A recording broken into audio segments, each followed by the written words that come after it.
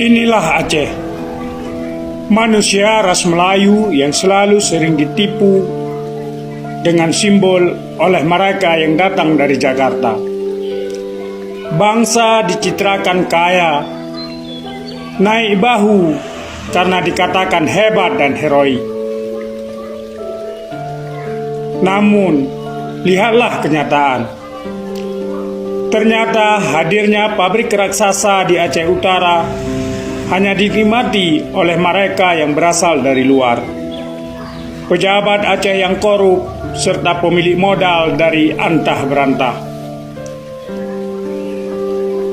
Warga lokal malah terusir ke pinggir.